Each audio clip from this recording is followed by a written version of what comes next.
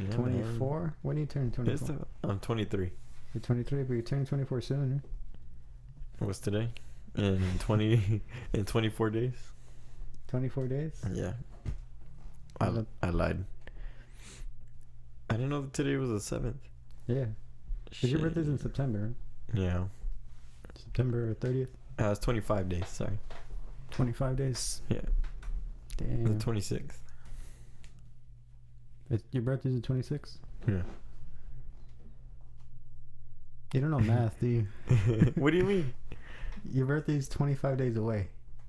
Yeah. That's what you're saying. So your birthday is September 32nd. No, right? Your birthday is September 32nd. It's been a long weekend, man. This is a new leap year you're starting.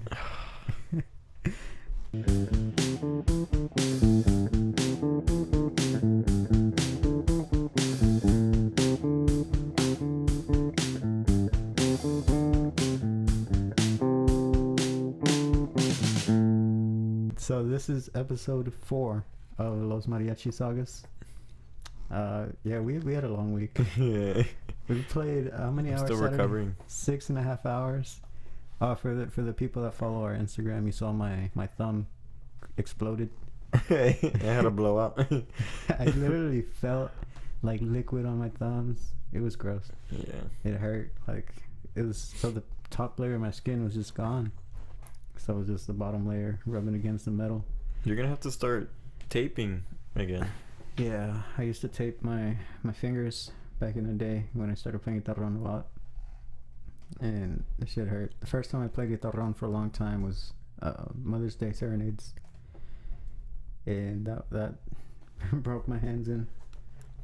You know, whenever I was practicing guitarron, my mother, because I sent her a picture of my thumb and how nasty it looked, and she sent me a picture back of like these rubber things you put over your fingers.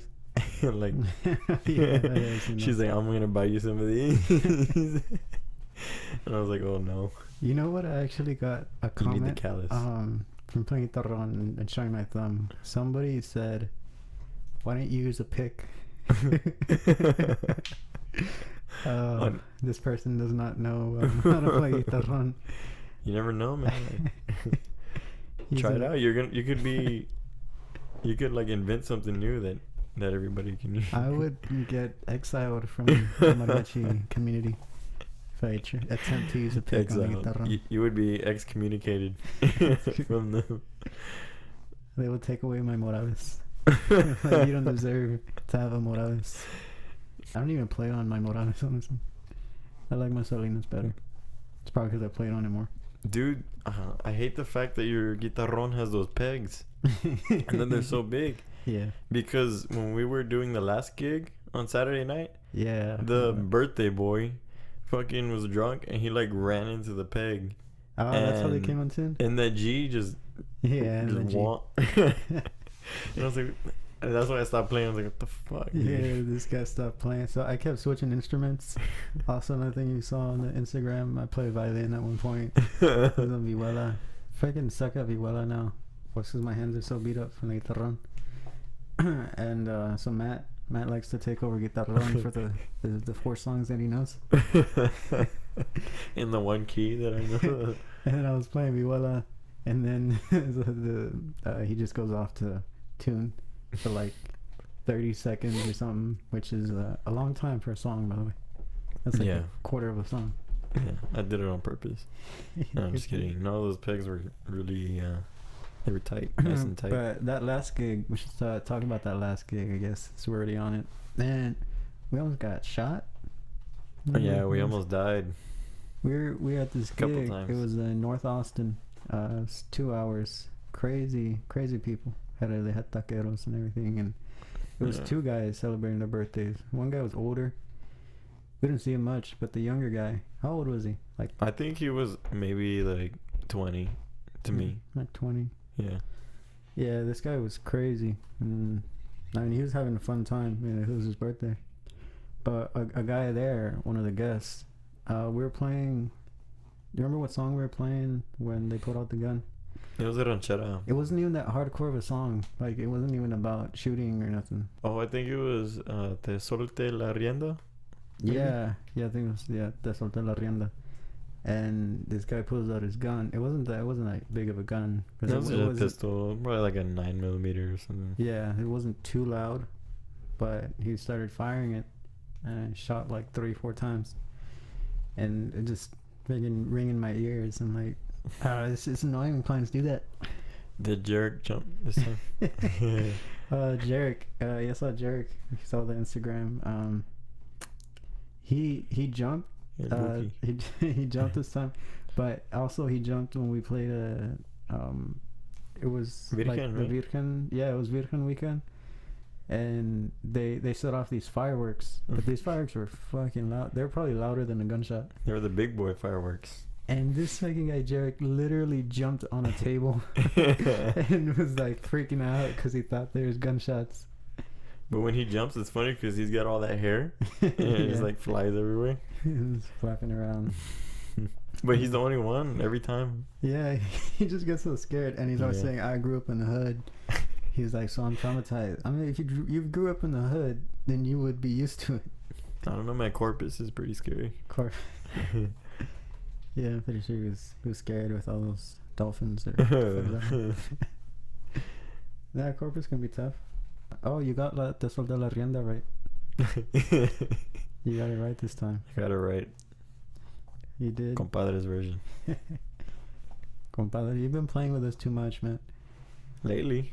I miss you're my group. You're that you know, like in a relationship when you break up with somebody, but you still talk to them afterwards, and you'll either like hook up or. I just gotta get that closure, you know. Yeah. That's like how it is with that. You left us, but you're still coming around, getting some whenever you want. Getting those gigs, getting that money. You leave your current group for a week, 2 weeks, and you get back with your old flame, and then you get tired of that, so you go back with your new group. So what you're doing this week, right, Matt? I mean, yeah, I'll be back. I'll be back with Relámpago this week. I miss my group. The #1 professional mariachi in Austin, Texas. They got what, second at the Houston rodeo? I don't know. I don't even know. Ago. You don't even know the history. I don't even know the history, dude. I'm just like, I just work here. And Saturday was fun. The one before that one, we had a 2.5-hour quinceañera. Oh yeah, that's what I want to talk about. This quinceañera was crazy. But that's probably the most. Like, she danced to all the songs. Yeah, she was asking for stuff, and she was getting other people to dance. Like, she just loved like all of it. And usually, we'll play for quinceañera, and they don't care. They don't even want it, or they're like, "Oh, you go play over there," and they'll just be with their friends. Yeah. But she danced to everything. She did. It was. You understand though why I hate playing there, right? There's always something. that location. Yeah, we played at Pflugerville. I think it was called Lucas Event Center. Lucas, yeah. And we played there a couple times now, well, a lot of times. And this past time now on Saturday, we almost died again. Well, this is the first time we almost died. Yeah, that was the first time. We're going reverse order with these gigs. But there was these kids running around, you know how like kids do at quinceañeras, and we were standing close to the table where the quinceañera sits, but she never sat there. She was always walking around, and these kids bump into a pillar, and they knock over. Well, this kind of looked like a curtain or like this rod. It was just holding up the fabric, and it just like slammed on the table right behind us, and we all freaked. And it was while we were playing too, I think. Mm-hmm. Well, that thing was right. Yeah, it fell right behind us. That table was right behind us. And it to me, like, if Louis was like maybe a foot like further back, it would have hit him in the head. But that table was strong as hell. It was glass too. Yeah, it didn't break or nothing. The table did not crack. No, nothing, dude. That gig was fun, but Matt was having too much fun on that gig. Absolutely not. So Matt likes to mess around in gigs. No, so I was Maybe playing, too much. I was playing guitarron, but so the way I play guitarron is I put it on my right shoulder, so I just have it on one shoulder, opposed to how some people do it, where they put it around their back. And it took a long time to get it comfortable that way, like months and months of just having like that. But when you have it like that, well, the strap that I have, it's thin and leather, so it needs to be cut to your size. And since my weight fluctuates, like honestly, like I'll go up 10 pounds, down 10 pounds, that length matters, because it literally sits on your stomach. So if your stomach's further out or further in, the strap's going to change its position on your shoulder. So I haven't been playing guitarron recently, so the strap is not like in the position it used to be. And so we were playing Caminos de Michoacán. And I was just playing. I wasn't even messing around this time, honestly. Well, not on that song at first. And I started doing some runs, and it was like slipping, and it just slipped off completely. And the guitarron didn't fall like onto the floor, but the strap fell off my shoulder, so I wasn't able to keep playing, but the song was still going. And so I was sitting next to Matt, because Matt was singing, and he had the mic. Louis was playing the vihuela, and so Matt just saw me with my guitarron like sticking out, and I was like, I was trying to play like a stand-up bass. Yeah. Like a double bass, and that didn't work. So eventually I got it back on my shoulder, but this guy would not stop laughing.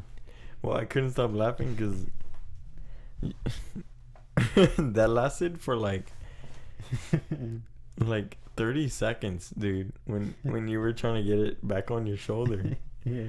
And I'm just one of those people that, like, when I picture something in my mind that's funny, and I just keep replaying it over and over. And so that's what kept happening whenever I was singing it. And I think you told me Asael was getting mad, right? Yeah, well, so we fuck around a lot at the gigs, especially now that, you know, Eugenio's not there. But even Eugenio will fuck around. But like Asael will too. Yeah. But we never let it get to the point to where like it affects the song. So like the song sounds bad. But this time the song sounded bad. One, because there was no bass for a good number of seconds. Yeah. And then you kept laughing. You were laughing while you were singing. And that was the issue. It sounded like I was singing really bad. Yeah. And after we finished the song, the fucking DJ literally plays that tune where like something bad happens. That what I was like, yeah. shit, dude. I was like, how you gotta do that? I mean, I was like, yeah, I'm done. It. I'm done. And Asa just looked over at us, and he was just giving such a disappointed look. But then, like 3 hours later, he got pissed drunk, and he forgot all about it. yeah, he fucking forgot. He drank his memory away. Yeah, so he's fucked up pretty bad too.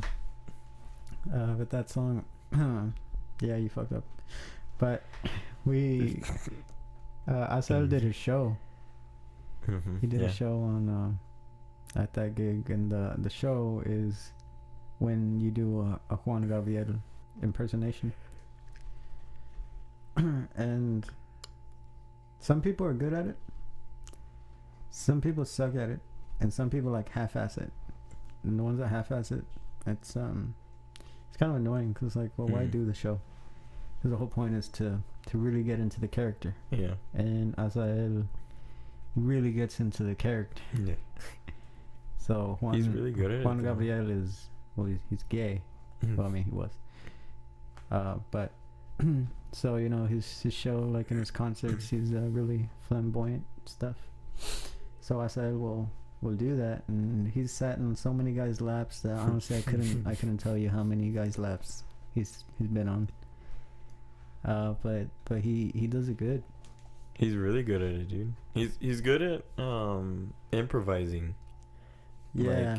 Like, what to say? Like, he improvises everything, you know.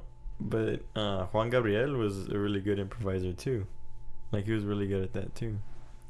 Yeah, he would do that, and that's something specifically called albur, and that's something that's really popular. Well, just generally like in Mexico, but specifically in South Mexico, like they have national competitions for this stuff, for albur, and there's this lady, you can look her up on YouTube, called La Reina del Albur, and you can just have a normal conversation, and she'll make fun of you the entire time, and if you're not like quick-witted, you don't have that kind of intuitive sense to see past, see double meanings, to see things that aren't really what she's saying, it'll go right over your head. You won't realize it. And so Asael, he's from San Luis, and that's just like how people talk. Like they say so many things that aren't even like sentences, like real sentences that you would use.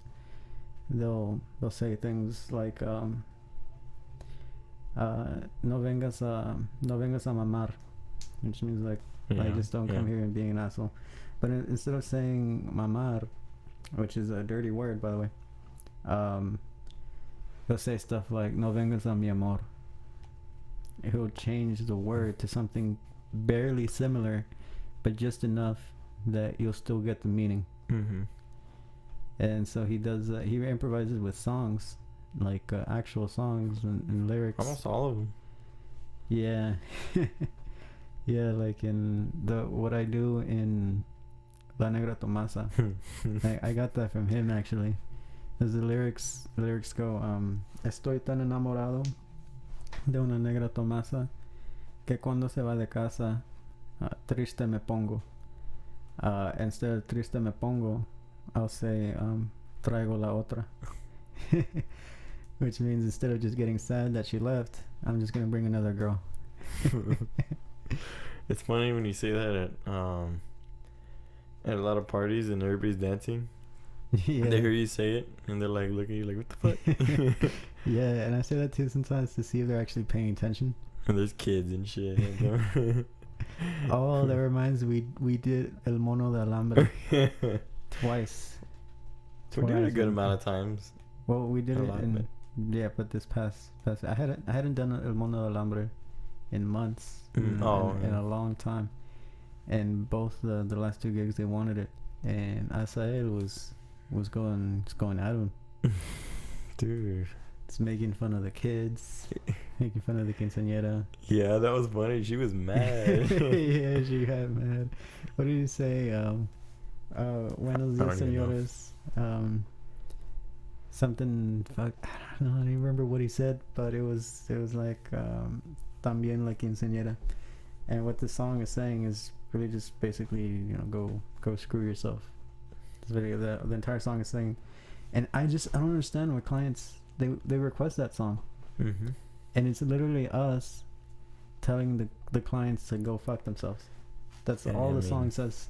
They asked for it, man. We gotta provide that. I hate playing that song so much because you gotta sing it, and I don't want to sing it.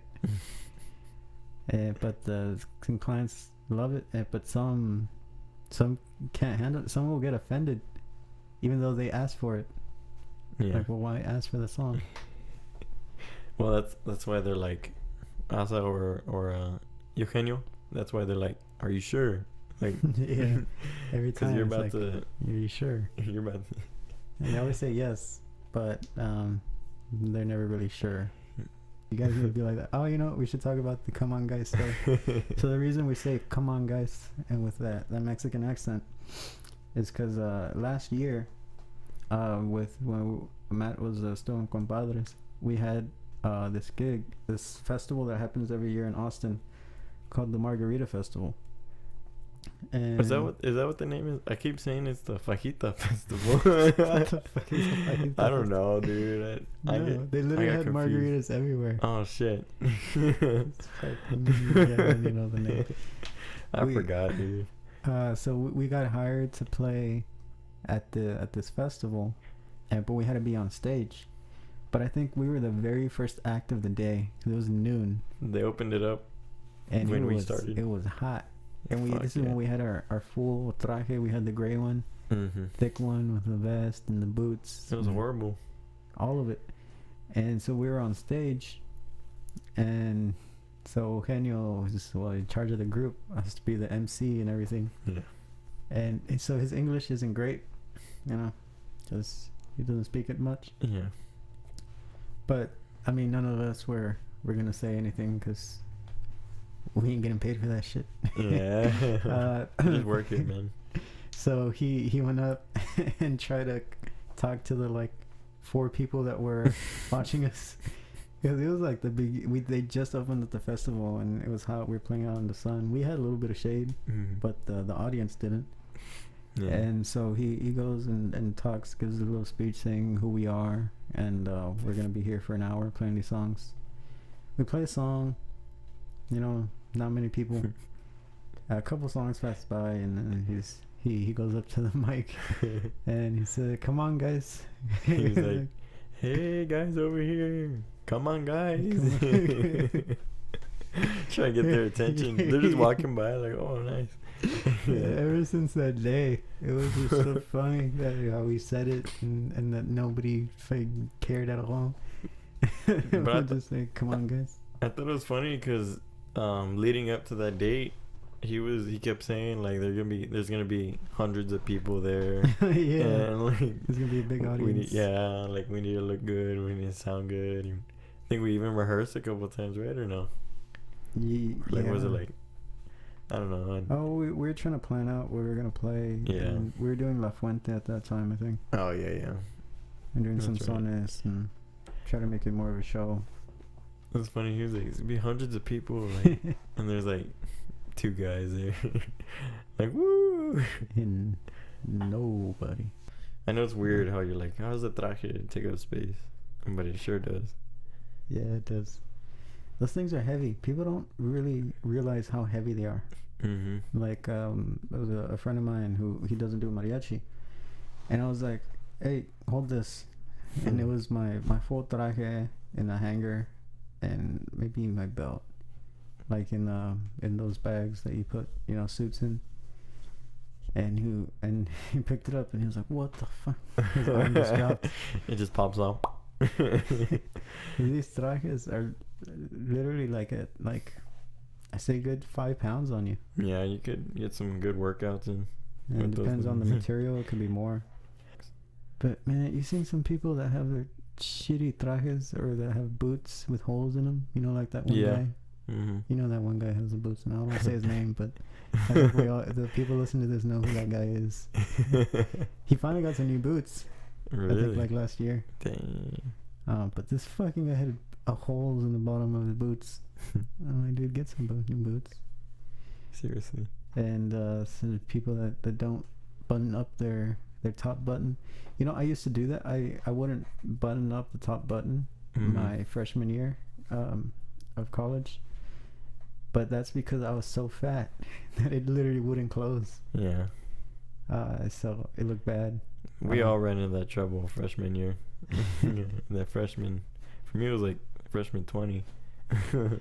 Man, I gained a bunch of weight. I had super long hair, and they made me cut it before Vargas. I'm telling you, get that freaking dry fit black shirt that I told you guys about. I remember. Does it? I've heard that. You're the second person that's told me that.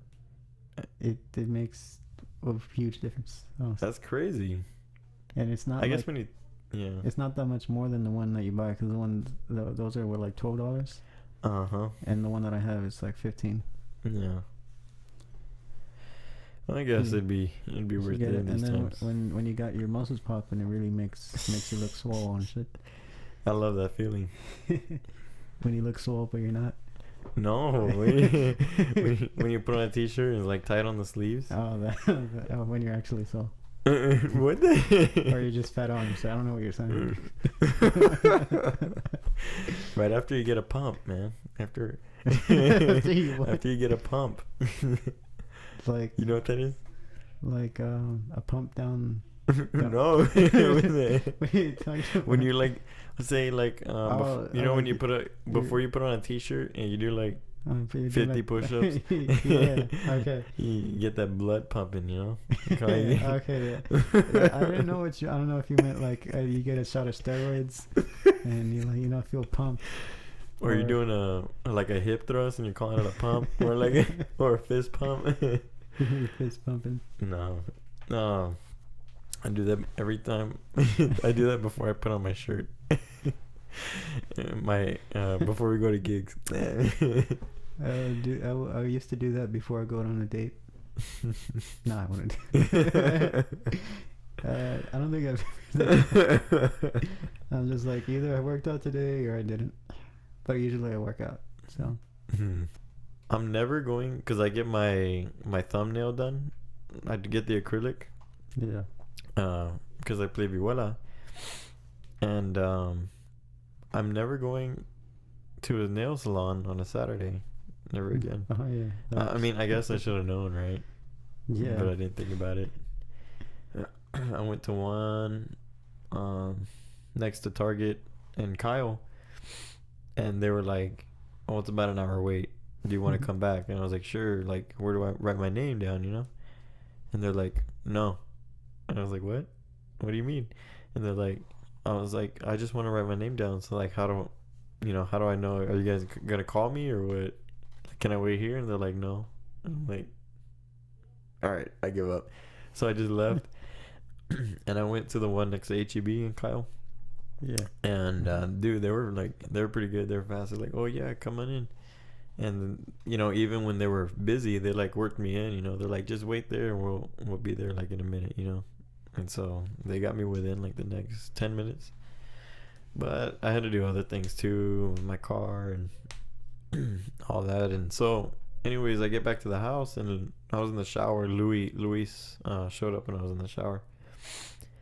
So I didn't get to warm up or anything. So that's why, like, during La Negra, I was like really concentrating my hardest and trying to be intuitive with my my manicos. You didn't sing. I didn't sing. I was like, fuck that. All. Yeah. I was like, all right, I guess I won't sing either. But then I had to. Right.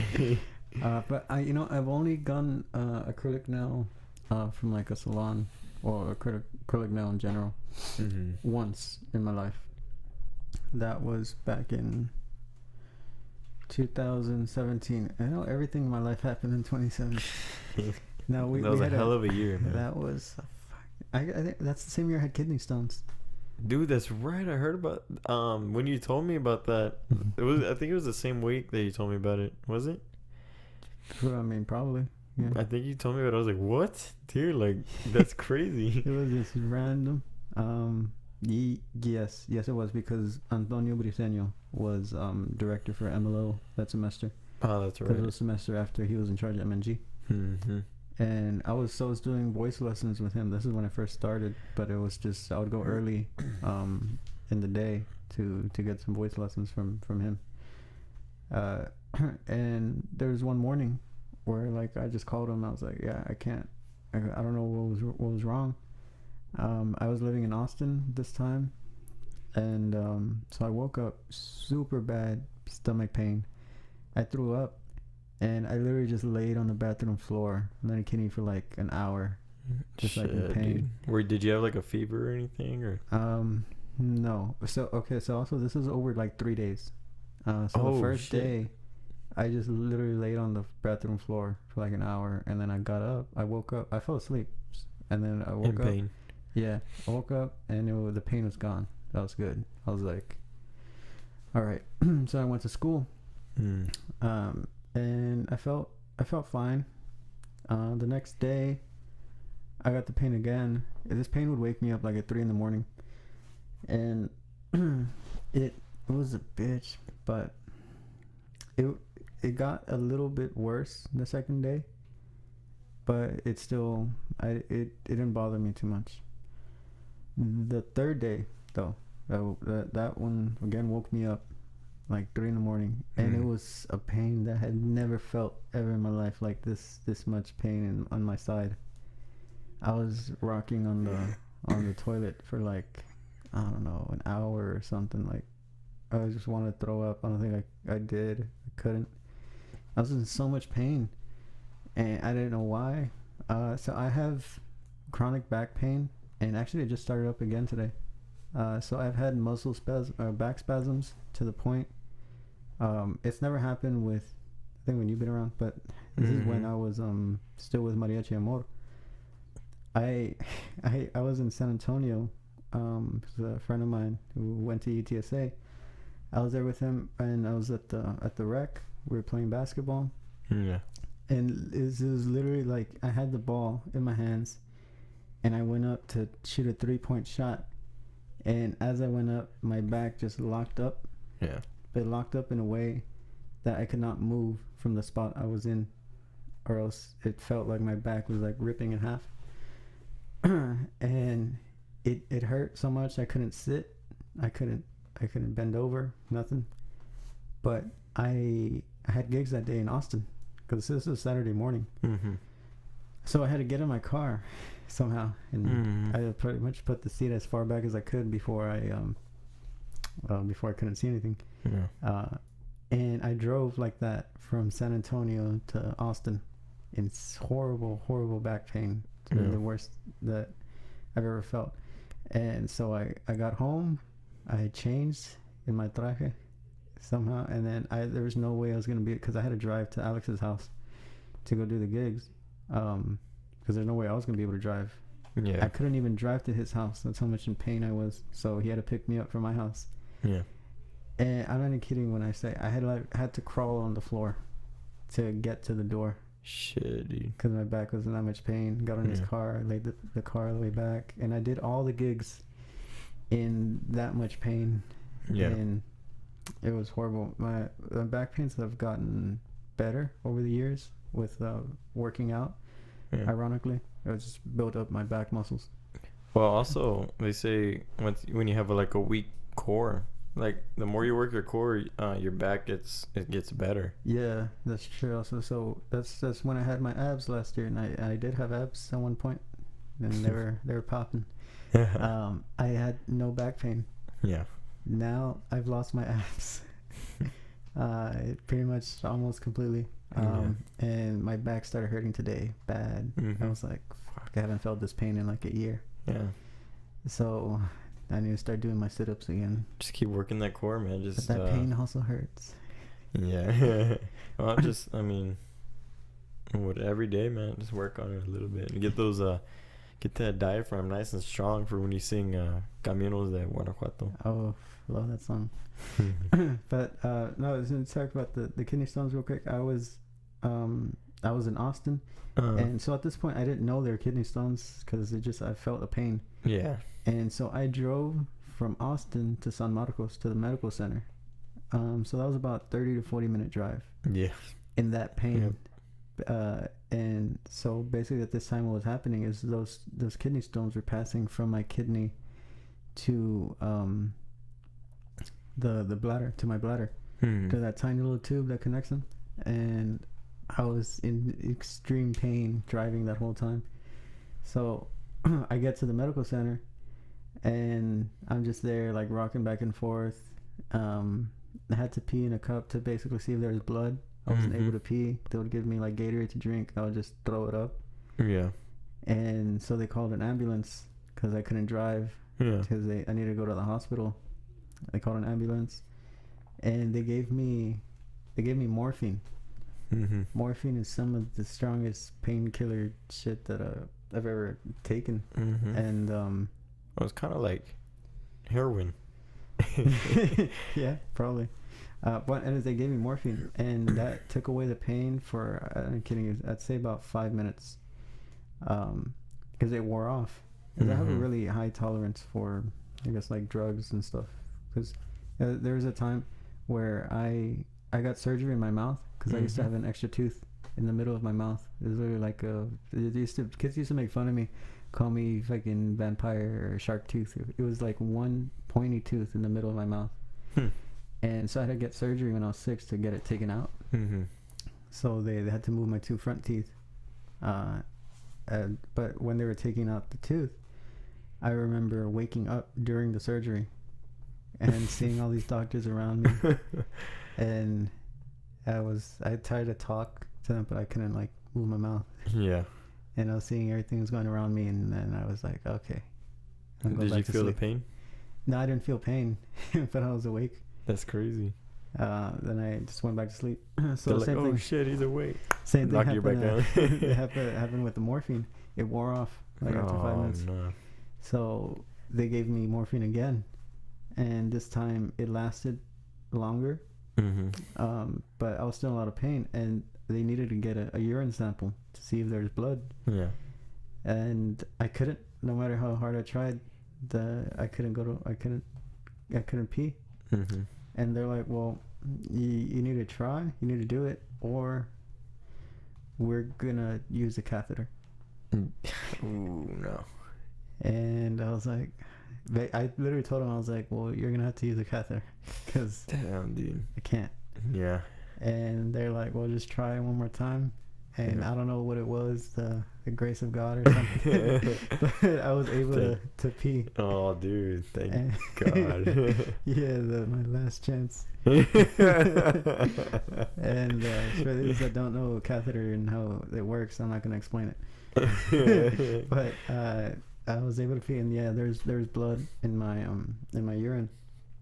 So they gave me these pills that were like supposed to dissolve the kidney stones, and so I was able to pass them without they're mostly like dissolved, so it didn't really hurt. Yeah. But they That's put me good. on morphine twice, and they couldn't give me any more because it'd probably kill me. And the kidney stones was bad. That's crazy, man. That Too much sweet 2017 tea. was a fun year. Yeah.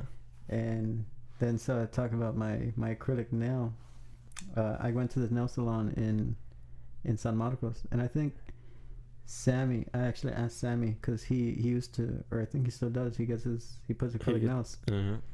And I asked him where he went, and he said some salon in San Marcos, but I think I went there and they're either busy or closed, because I needed to get this done like as soon as possible, because I don't use acrylic nails, I use my real nails. Right.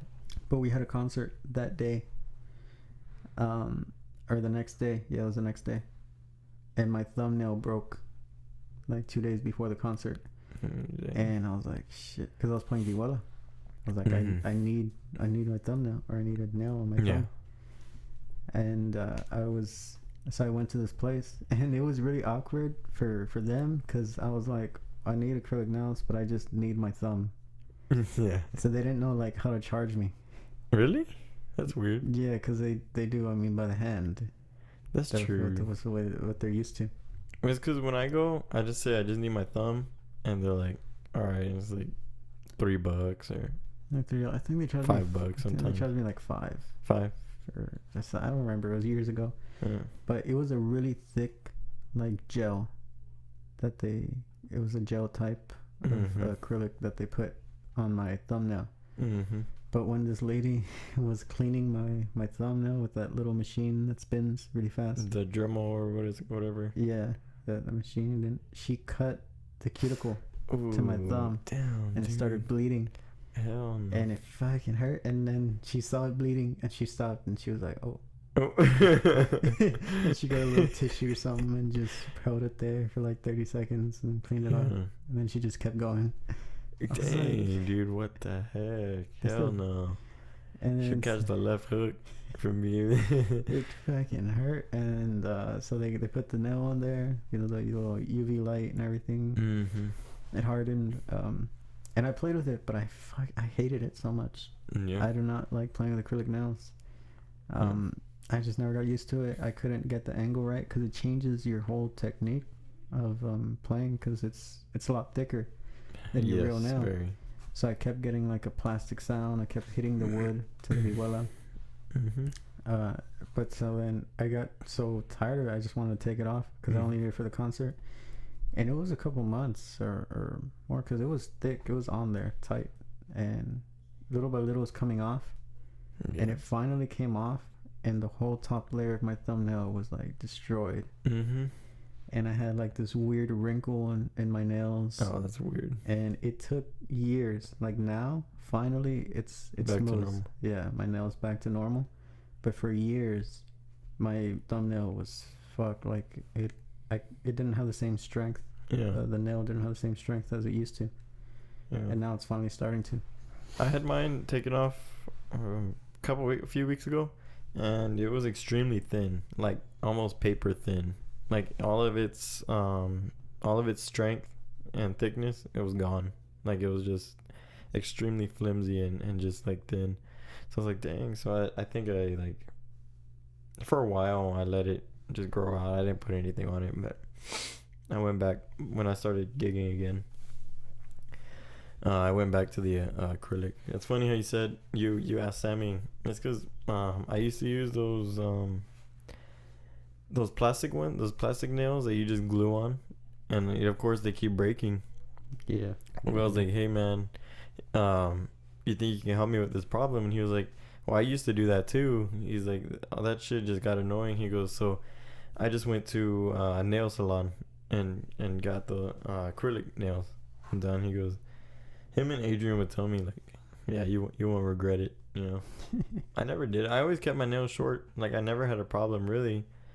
But what made me just wanna, I just wanted to try it. I was just curious, I guess. And so I went ahead and did it, and I liked it. I like it still. So I stuck with it. Yeah, I mean, it works for some people. Like, I mean, if someone asked me, I would say no, but it's because I had a bad experience with it, and I never liked the sound I got. But you know who would do it like religiously? So freaking Adolf. Really?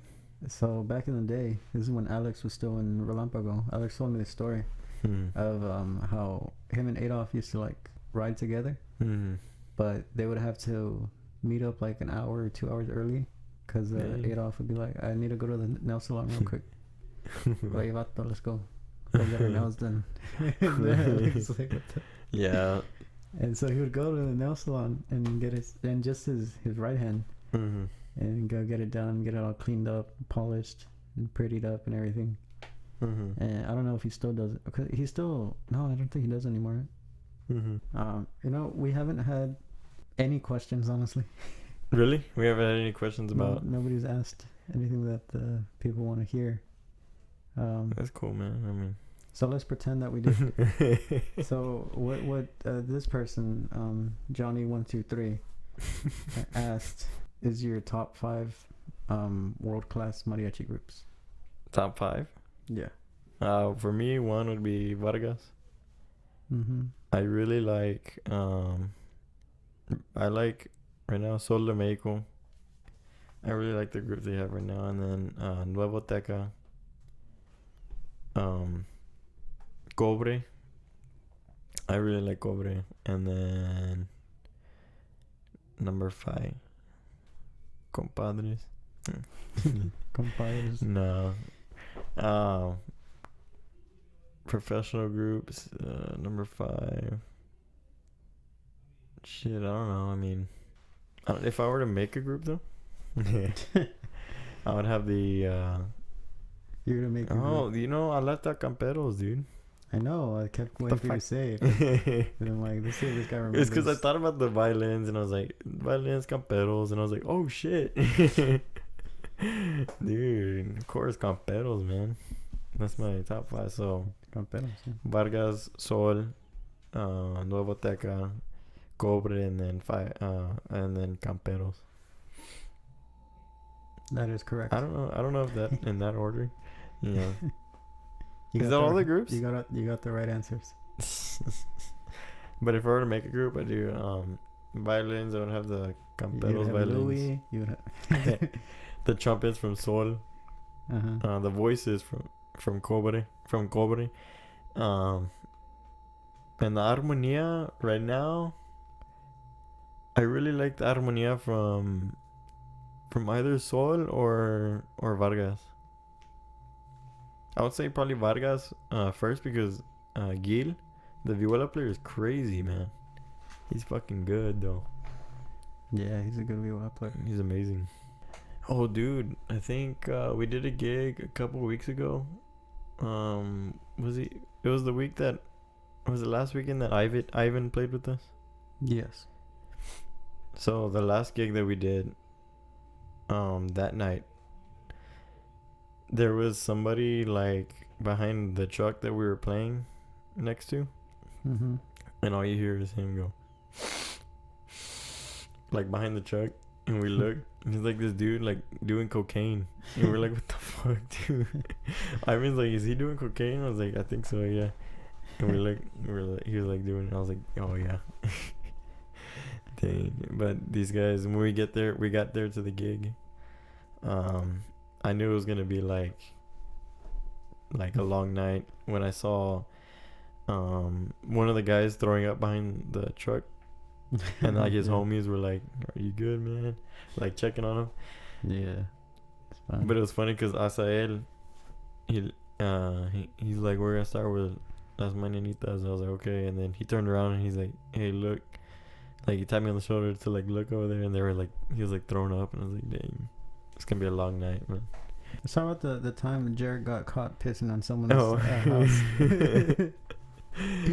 And then this fucking He's funny. Alright, let's tell the story. We were playing at this. Oh, and what I remember specifically was that food was chingon from the house. It was those tortas. I don't remember eating that. Yeah, we stayed to eat afterwards. It was torta. It was carne deshebrada. It had like potatoes in there. Oh yeah. And I remember we played now. another hour. In their house, right? Like we ate in their house. They fed us. Yeah, well, Oh, yeah, okay. it's in a trailer. We I stayed remember. another hour Yeah, because they wanted more. they were cool. Oh yeah, you know, because that's when I punched you, or I pretended to. When? I was like, "What that?"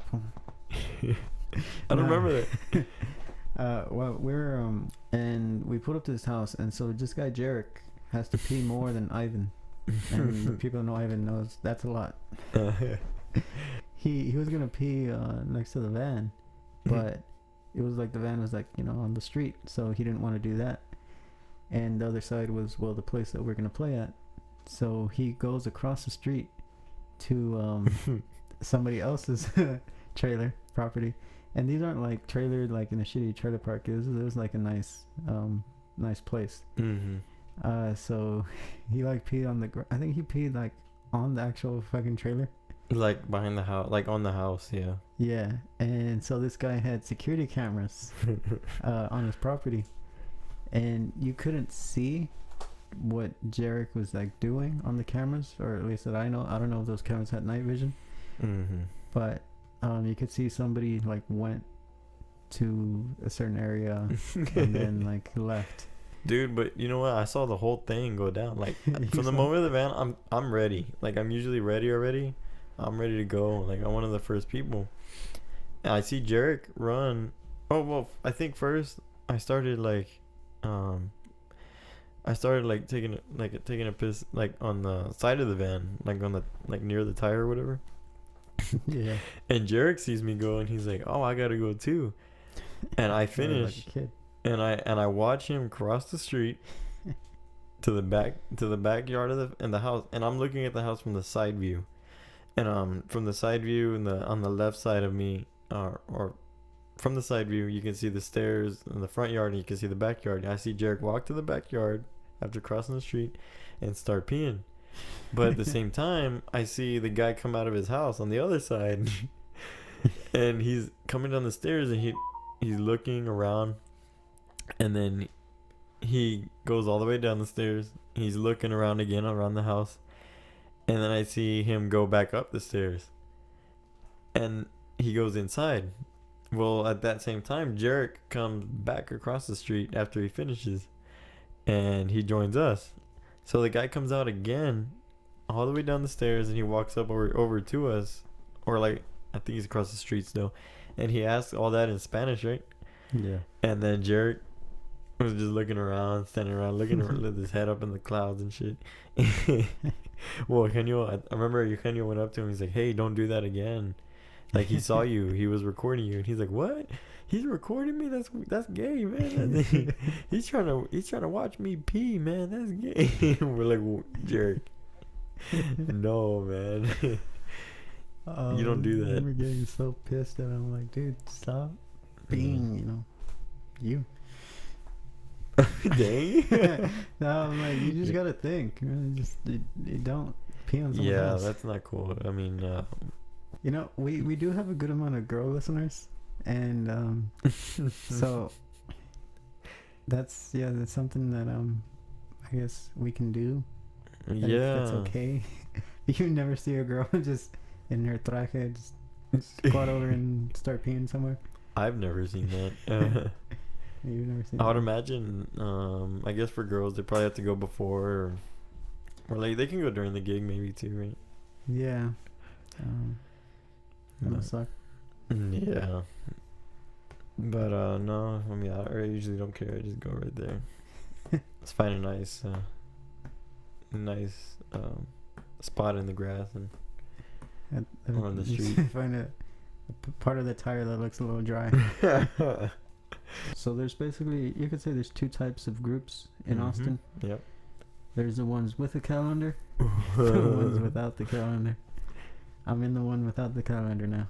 The one without the calendar, you're in for a big surprise. No matter how much work y'all got, You man. don't know. That's it. You know, people ask, You never know. or someone will ask, like, "Oh, what are you doing this weekend?" And I'm like, I have no idea. Yeah. You know as much as I do. Yeah. It's funny because whenever my girlfriend, she asks me who I'm playing with. She's like, "Who are you playing with this week or on Saturday or whatever?" I'm like, "Compadres," and she's like, "No, hombre, I'm never gonna see you." I'm like, "Yeah, I guess so." See you next week. You know. See you on Monday. See, when I played with Alex, I knew everything. I knew what we were gonna do before he knew. Yeah. And honestly, sometimes because he would book things in advance and Mhm. just like put them on the calendar. He used to have an assistant before, and so she would do the bookings.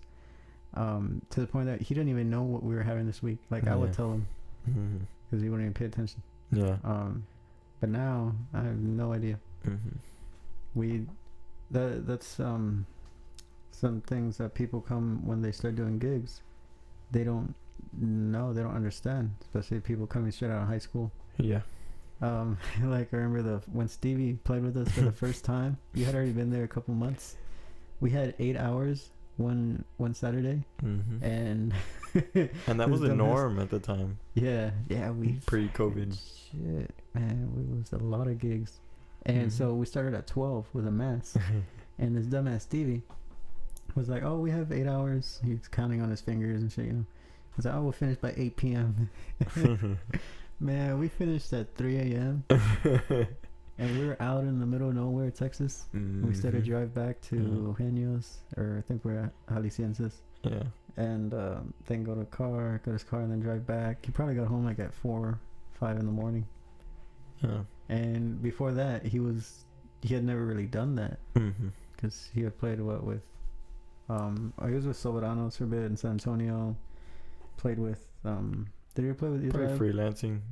Yeah, he would help us out a lot in Trovadores. Yeah, I think he was still playing with them. He was freelancing, and he was I think that was his first experience with like full time with a group like that.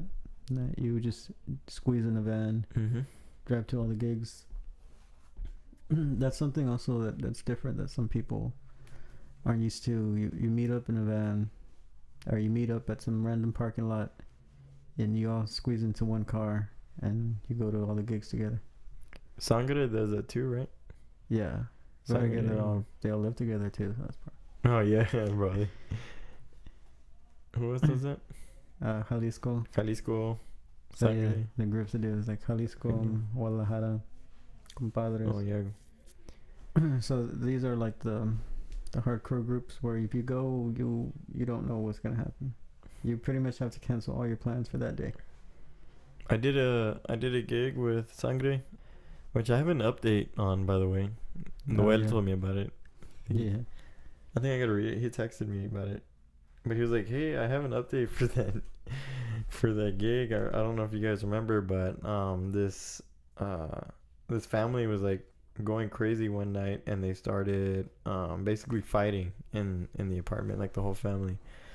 All I remember is one of the women sitting, like she was just sitting down listening to us, and then she just gets up, like all pissed off, and then she goes straight upstairs, and then that's when everything just starts happening. Well, Noel said, "Hey, I have an update for that gig." He said we played for the same lady this past weekend, but in some house in Kyle, actually.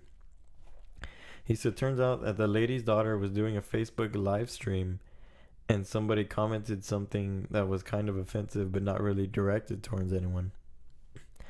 And the daughter was basically like, "Whoa, who are you talking about? Because I know you ain't talking about me." And then the commenter was like, "Well, if the shoe fits, sort of thing." And so it ended up getting. Noel said it ended up getting blown up out of proportion, and then eventually that lady like got arrested. So I'm pretty sure if we were still there at that gig, by the time the cops got there, like we probably would have gotten arrested too, or I don't know what, because I think he said multiple people maybe got arrested. I don't know, but all I know is things were like it was just crazy at that gig. He said also the client never paid Edgar because of all that. Until I think recently, because I think they're normal clients. The regular clients of them.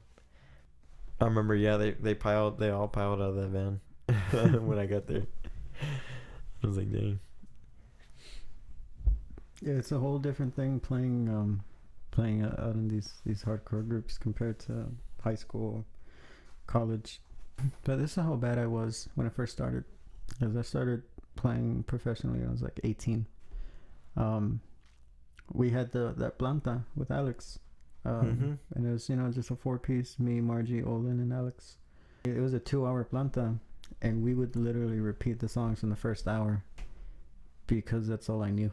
And I was like, what? I don't know anymore. Yeah. Like fucking Jesucita and Chihuahua. I remember for the first maybe like month, I was like, they'll call out Jesucita and Chihuahua, and like I knew how to play it. But I would ask, like, what key is that in? And I remember I asked that one time. They're like, B flat. And some guy was like, G, D, C, and all of them. He goes, like, in all of the keys. I was like, okay.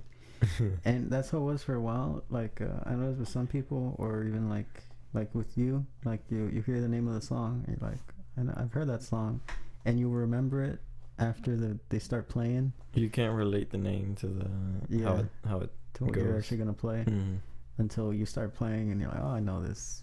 And it was like that for a while, first few months, and eventually it was the start knowing how it goes. Like even fucking Asael will come up to me and he's like, hey, how does the melody go?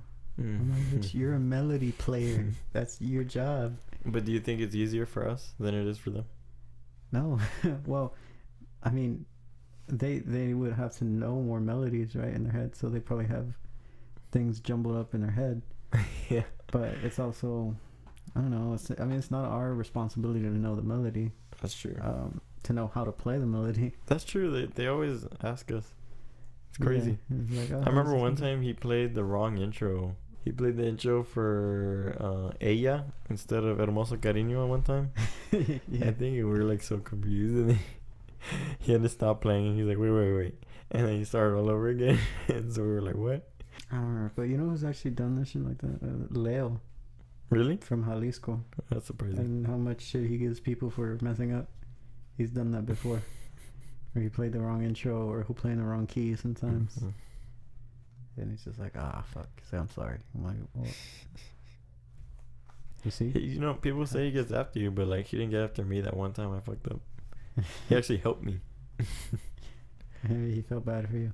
Probably. That was the first time I met him though, so that's probably why. Yeah, good. Great impression. Great first impression. All I can say is he called me. He still called me back. He's called Frankie. I don't think he's called Frankie. I'll probably cut that part out. I think I played with him 2 more times after that, and then I just stopped answering his phone calls, and like because I don't know Spanish and that's all he speaks, so like I can't communicate with the guy. What was it that one time that I messed up singing? I forgot the lyrics and I forgot the chords for the song, right? Yeah. That was funny. So this is the end of episode 4 to Los Mariachi Sagas. We need you people that are listening, the loyal ones, or whoever's listening, send us some questions, some ideas you have of things that you want us to talk about. So, you know, it'll be interesting to you as well. Yeah. Email us. Whatever you Follow us want to know. on Instagram. We're getting a couple more followers each day. Share, subscribe, like. Come on, guys. Come on, guys. Don't be a bitch. I hope I forget to. I hope I